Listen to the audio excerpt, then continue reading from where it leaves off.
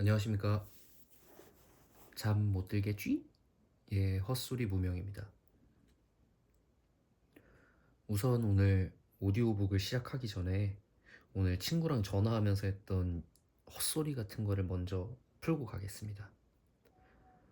조금 더러울 수도 있고 지저분한 이야기일 수도 있는데, 만약 정말 화장실이 급한 순간 눈앞에 화장실이 있는데 여기서 큰 일을 보지 못할 경우 바로 이렇게 길거리에서 싸버린다는 가정을 했을 때 그 화장실에 대한 이용 요금을 얼마까지 낼 수 있냐라는 얘기를 했는데, 일단 저는 그 얘기를 듣고 당장 지려버릴 상황에 사용료를 내야 한다면 장소가 중요할 것 같다라고 얘기를 했고, 만약 사람들이 별로 지나다니지 않는 곳이면은 뭐 10,000원까지는 낼 수 있겠다. 만약에 10,000원보다 더 비싸면 어차피 다이소에 가면은 팬티나 바지 같은 걸 5,000원이면 살 수 있으니까요. 그래서 10,000원이라고 생각을 했고, 만약에 사람들이 좀 다니는 관광지라면 50,000원까지는 낼 수 있겠다. 그리고 만약 사람들이 진짜 많은 놀이공원이라든가 뭐 어디 뭐 워터파크라든가 10만원까지는 낼 수 있겠다라는 얘기를 했는데, 여러분들 여러분들이라면 얼마까지 내실 수 있는지 뭐 물어보는 건 아니고 어떤 생각이실까 궁금하진 않은데, 뭐 생각해 보시겠습니까? 일단 죄송합니다. 일단 그러면은 오늘 제 자필 소설 순혈 오디오북 첫 에피소드입니다. 조금 지루할 수도 있겠지만 감사 감사 들어주신다면 감사하겠습니다. 바로 시작하겠습니다.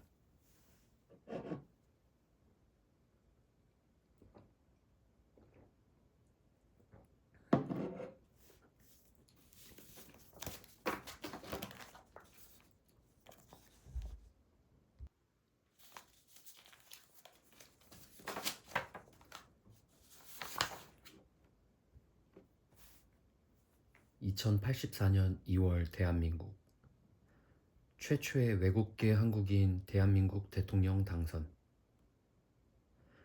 2010년대 초반부터 2020년대 후반까지 대한민국에는 여성과 남성, 아이와 어른, 외국인과 내국인, 기업과 노동자, 장애인과 비장애인, 종교인과 비종교인 등 여러 가지 갈등과 차별들이 불길 번지듯이 시작되었다. 소셜 네트워크 서비스나 흥행에 성공한 드라마 또는 영화마저 가진 것만을 자랑하며 이조차도 가지지 못한 이들을 패배자, 실패자라며 깎아내렸다. 이처럼 자기 눈앞에 있는 작은 것에 만족하고 안주하며 남을 깎아내리는 자들, 어차피 가지지 못할 거라며 노력하지 않고 쉽게 포기하며 남 탓과 욕만 하는 자들, 자기 자신만을 위한 이기적인 생각들과 자신과 남들의 생각이 다른 것을 틀렸다 무시하고 비하하는 행동들은 좋은 불쏘시개가 되었고, 계속되는 갈등과 차별 속에 대한민국은 점점 잿더미가 되어가고 있었다. 자기 자신 외에 아무것도 돌보지 않으려 하던 젊은 사람들의 생각은 결혼을 포기하는 것으로 연결되었고, 남들과 비교하며 자신의 가치를 스스로 깎아내린 젊은 부부들은 아이를 낳지 않는 것으로 이어졌다. 이러한 악순환의 반복은 결국 인구 감소와 경제 하락으로 이어졌다. 2036년 국회에서는 예상보다 더 큰 인구 소멸 문제를 해결하기 위해 대한민국에서 태어난 외국인 자녀의 출생 등록, 외국인 자녀와 부모의 대한민국 국적 취득이라는 법안이 통과되었다. 대한민국에서 태어났지만 출생 등록과 국적을 갖지 못한 수많은 어린아이의 출생 신고를 할 수 있게 되었고 대한민국 국적을 갖게 되었다.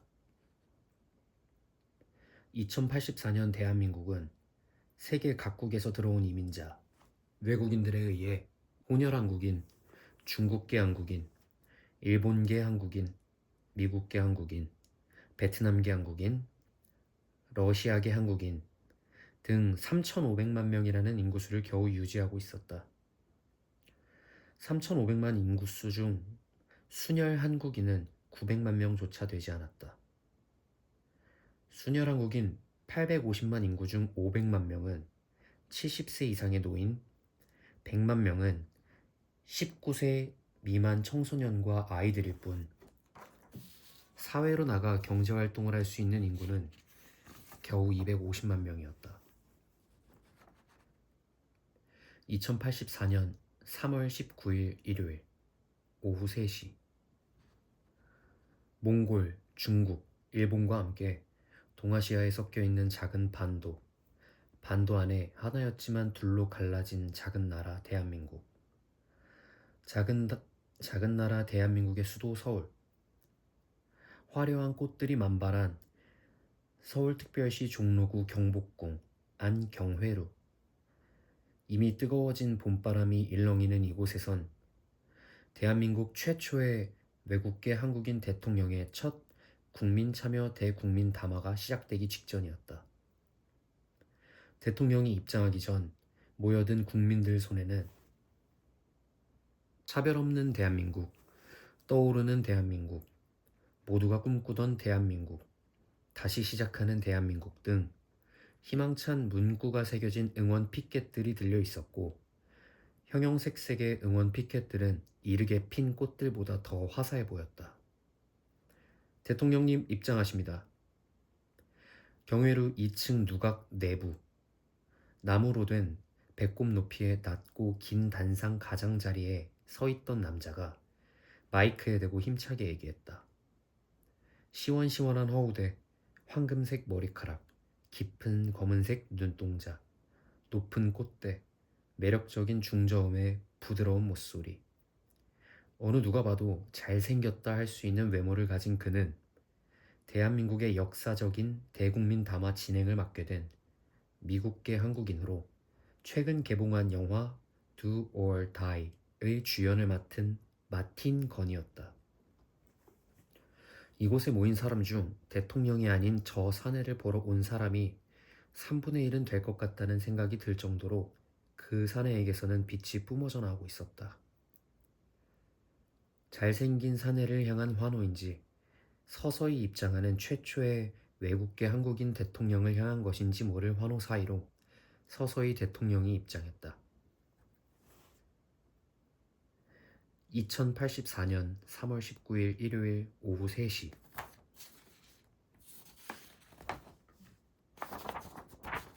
같은 시각 같은 지역구 북악산 정상 근처 가파른 비탈길 우거진 숲풀 사이. 시간 됐습니다. 이제 시작하시죠. 등산복을 입고 입술만 겨우 보일 정도로 정글모를 깊게 눌러쓴 남자가 이미 파릇파릇해진 이미 파릇파릇해진 잡목들과 숲풀 사이에서 흐릿하게 보이는 경복궁을 바라보며 속삭이듯 얘기했다. 그리곤 손에 들고 있던 낡은 펜던트를 옆에 있던 사내에게 건넸다. 그 말을 듣고 펜던트를 건네받은 사내는 이미 깊어진 눈가 사이로 씁쓸한 미소를 보이며 건네받은 펜던트를 살며시 열어보았다.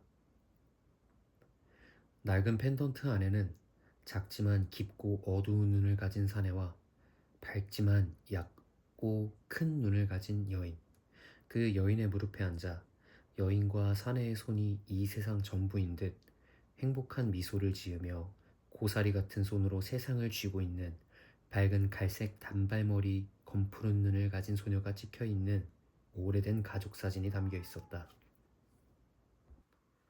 이내 펜던트를 닫고 손에 꽉 쥔 그 사내는 조금은 슬픈 표정으로 무엇인가 다짐한 듯 고개를 끄덕이며 속삭였다. 좋아, 시작하지. 2084년 3월 19일 일요일 오후 3시 1분 경회로 대통령을 보기 위해 모여든 어리고 젊고 나이든 사람들과 대국민 담화를 찍으러 온 방송사 기자들.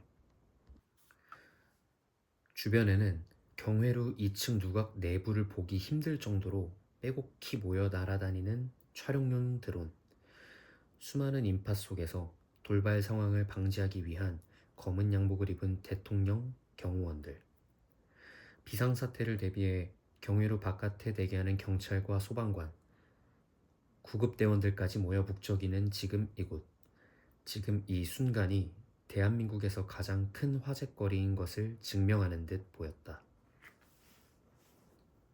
날씨가 참 좋습니다. 제가 뭐라고 이렇게 귀한 걸음 해주셔서 정말 감사합니다, 여러분. 귓속에 뚜렷하게 전달되는 낮은 중저음의 목소리로 시선을 집중시킨 이 남자는 검은색이지만 중간중간 정수리에서 희끗희끗 자라나는 하얀 머리카락들을 가리려는 듯 머리 가르마를 자연스럽게 쓸어 넘기고 따뜻한 햇살과 잘 어울리는 미소를 지으며 계단을 올라 경회로 2층 누각의 중앙으로 걸어오고 있었다. 빛바랜 하늘색 재킷, 부드러워 보이는 소재의 하얀색 반소매 티셔츠, 베이지색 면바지, 오래 신어 발이 편한 대로 주름이 잡힌 갈색 구두를 신은 그는 170cm 중반 정도의 키에 80kg 정도 되어 보이는 덩치, 두껍고 짙은 눈썹, 작은 눈이지만 깊은 쌍꺼풀, 높고 뭉툭한 콧대, 시원하게 벌어진 콧볼, 인자해 보이는 팔자주름과 바른 말만 할 것 같은 도톰한 입술이 동네에 흔히 보이는 인자하고 믿음직스러운 식당 사장님처럼 포근해 보였다. 경회로 2층 누각 내부, 북악산이 잘 보이는 곳 한편에 마련된 낮은 단상 앞으로 걸어온 그는 자연스럽게 풀어진 재킷의 단추를 채우고 국민들과 기자를 향해 허리를 깊게 숙여 인사하고 단상 뒤로 돌아가 섰다. 단상에 자연스럽게 자리를 잡은 그는 가벼운 헛기침으로 목소리를 다듬고 단상에 마련된 마이크를 가볍게 툭툭 쳤다. 스피커에 울리는 소리가 가시기 전 그가 입을 열었다. 안녕하십니까 국민 여러분. 귀한 발걸음 해주셔서 감사드립니다. 저는 제33대 대통령으로 당선된 진성하입니다. 반갑습니다. 그는 단상에서 한 걸음 물러난 뒤 다시 허리를 굽혀 인사했다. 큰 박수 소리와 환호 소리로 경회루는 떠들썩해졌다. 우선 관심이든 걱정이든 이렇게 저를 만나러 와주신 국민 여러분께 다시 한번 감사의 말씀 올리겠습니다. 여러분과 솔직한 대화를 나누기에 앞서 저에게 궁금하신 점이나 걱정이 되는 부분들이 있으실 겁니다. 그런 부분들을 이곳에 입장하시기 전 질문지에 작성을 해주셨을 겁니다. 여러분의 질문에 전부 답변을 해드리고 싶지만 이곳에서 다 같이 밤을 지새울 순 없으니 제 옆에 있는 잘생긴 청년이 질문지를 무작위로 골라 국민 여러분을 대신해서 저에게 질문을 해줄 겁니다. 아쉬운 분들이 많으시겠지만 국민 여러분과 만나는 이런 자리는 앞으로도 많을 테니 너무 아쉬워하시지 않으셨으면 좋겠습니다. 진성아는 옆에 있는 마틴건을 가리키며 능청스러운 미소를 지었다. 네, 맞습니다. 진성아 대통령님께서는 국민 여러분과 자유로운 소통을 굉장히 중요하게 생각하신다고 하셨는데요. 국민 여러분과 진솔한 대화를 나누기 위한 장소인 이곳, 경복궁을 정하신 것도 대통령님 의견이라 들었습니다. 대한민국의 수도인 서울, 그 한가운데 이곳을 정하신 이유가 따로 있으신가요? 자연스럽게 대화를 이어받은 마틴건이 손에 담긴 2뼘 정도 되는 길이의 하얀 종이 대본을 보며 말을 이어가자 경회루 주변에서 바람에 휘날리는 듯 꽃잎들처럼 날아다니던 촬영용 드론들이 경회루 2층 외부 기둥에 부딪힐 정도로 아슬아슬하게 날아들어 밤하늘을 수놓은 별처럼 한 곳을 향해 모여들기 시작했다. 마틴건의 질문을 받은 진성아는 잠시 생각하는 듯 눈동자를 굴리다 포근한 미소를 지으며 대답했다.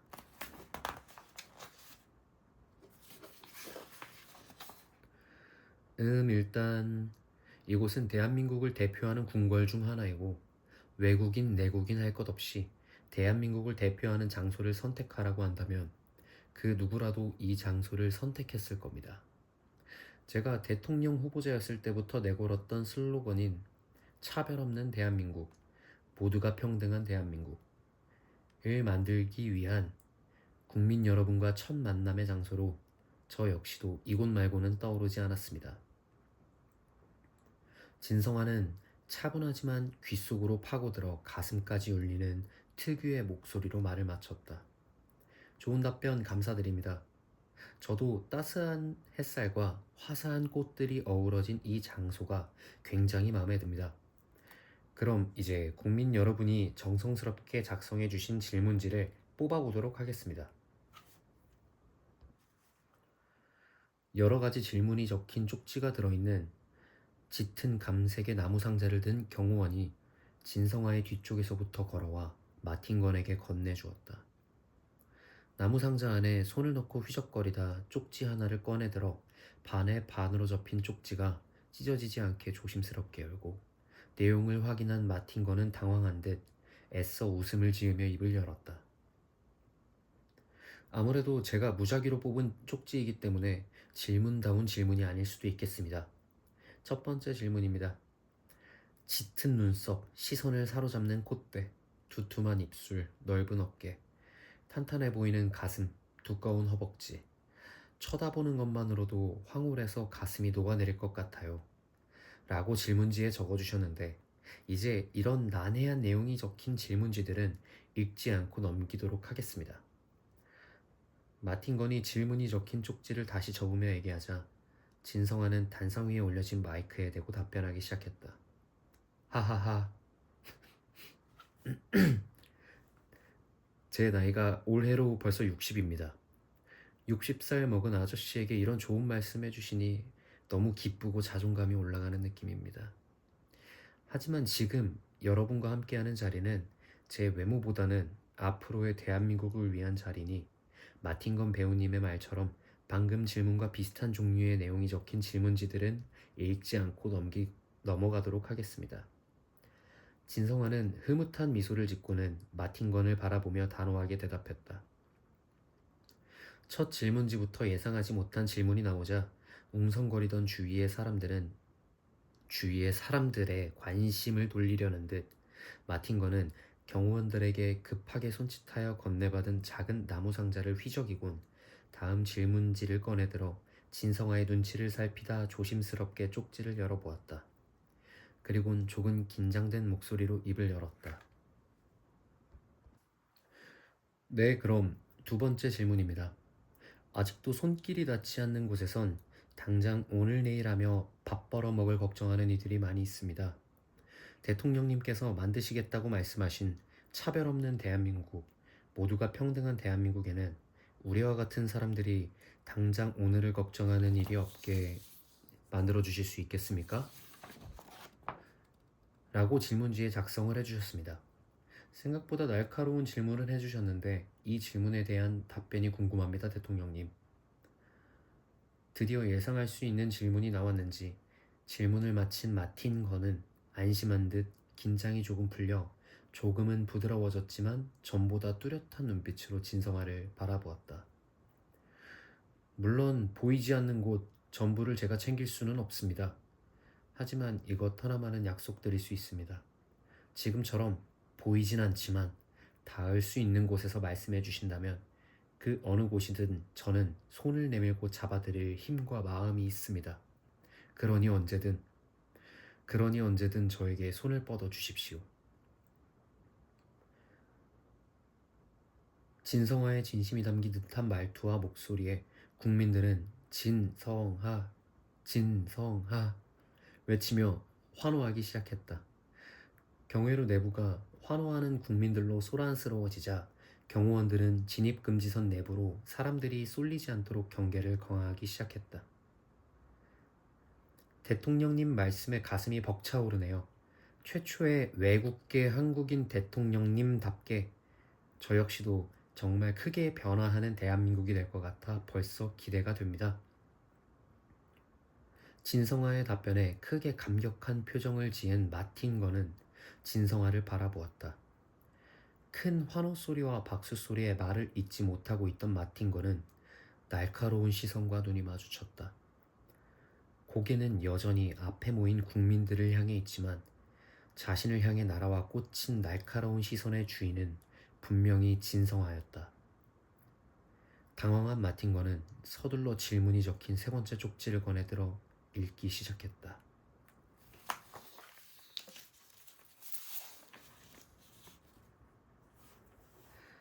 네, 일단 오늘은 여기까지 하는 걸로 하고, 원래는 10페이지 정도를 읽으려고 했는데 생각보다 많이 기네요. 목 아파요. 짠.